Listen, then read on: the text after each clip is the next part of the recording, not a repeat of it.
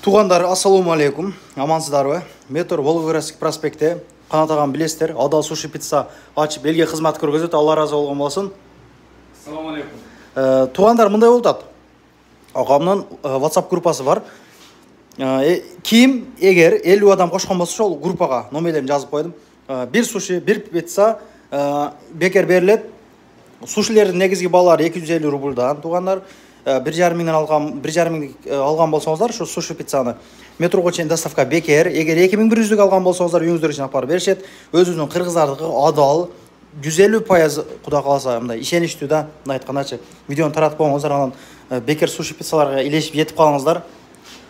Өзіңіздің қырғыз мекендештерге поддержка болсын туғандар. Келіңіздер, отырып жеңген мүмкіншіліктер бар. Метро Волгоград проспектін бірінші вақтан шығып жақын еле жерге жағашқан. Келіңіздер туғандар, келіп жеңіздер мына.